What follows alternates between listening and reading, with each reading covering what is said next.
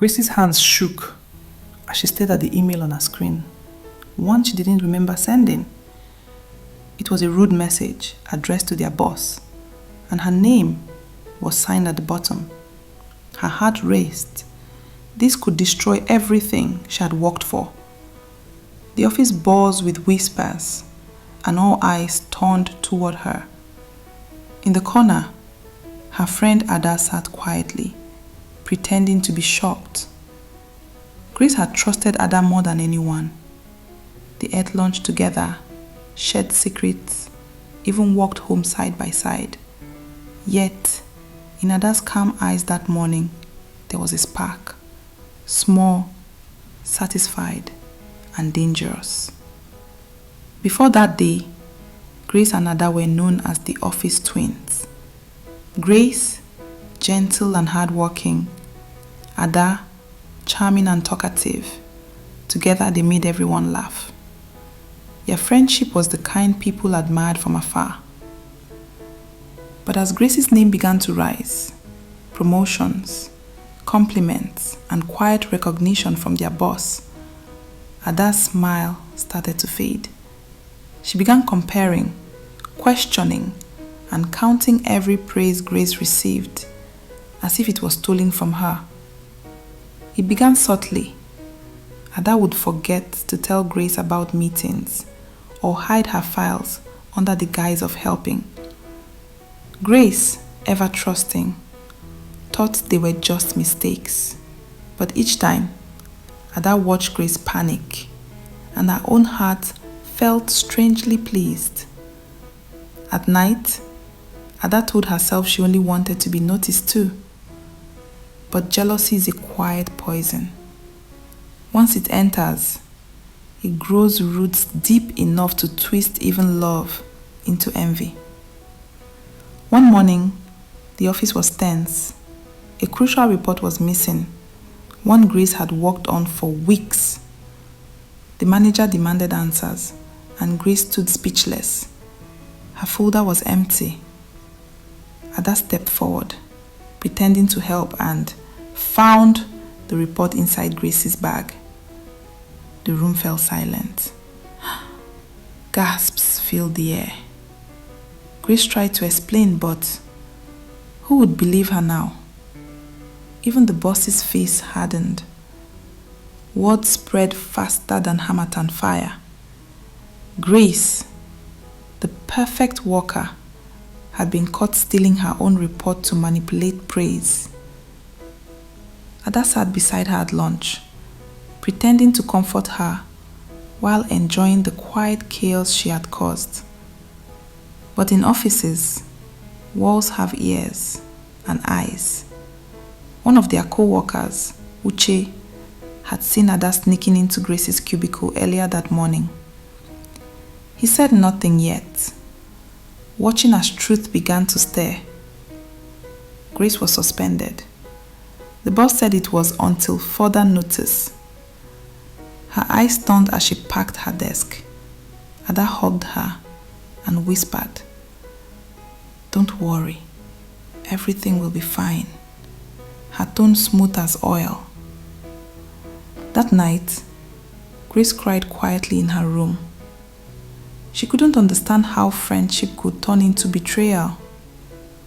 Her mother, a wise old woman, only said, "My child, light and darkness can walk together for a while, but not forever."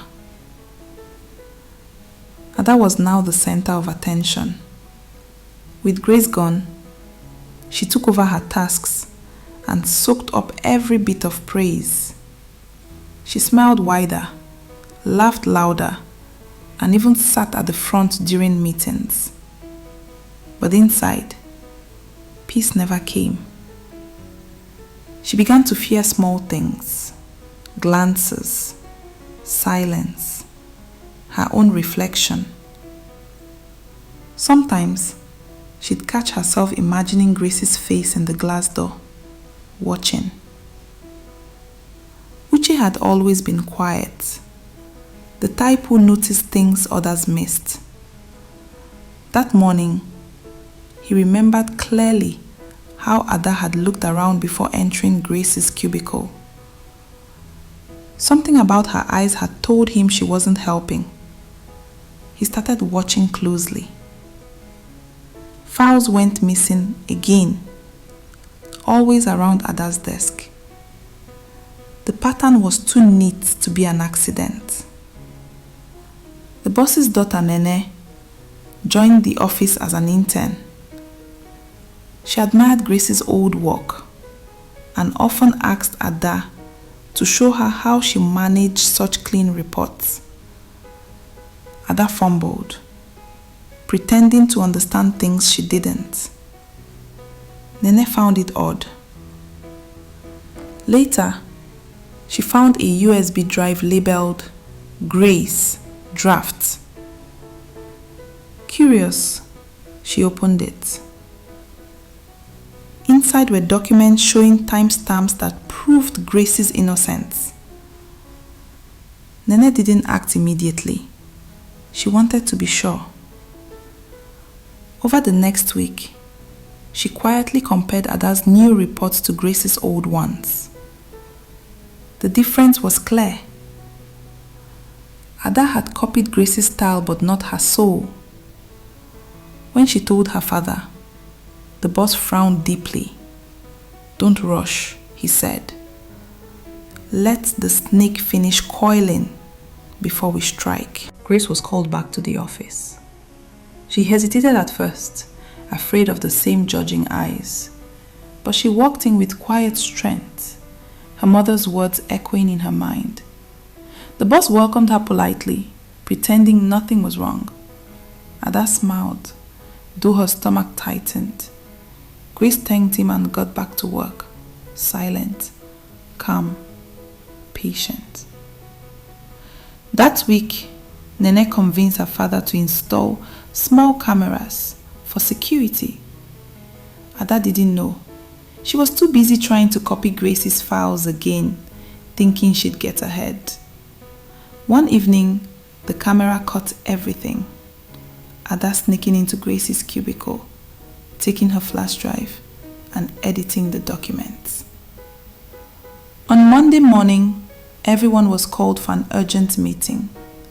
The room was tense. The boss's face was unreadable. "Someone among us has been sabotaging others," he said. Ada's heart pounded. He turned on the screen. There she was, her own face on the recording. Silence, then murmurs, then eyes, all turning toward her. Ada tried to speak, to lie, to explain, but the evidence was too clear. Her charm melted into panic. She looked at Grace, whose eyes held neither anger nor joy, just quiet disappointment. The boss dismissed Ada on the spot. "Trust," he said, "is like glass. Once broken, even if you glue it back, it still shows cracks." Everyone expected Grace to celebrate, to gloat, but she didn't. She returned to her seat and continued working, as if nothing had happened. The whole office felt her calm like a mirror, showing who they truly were. In that silence, Ada's shame became heavier than her crime. Days later, Ada came to Grace's home, her face pale and tired.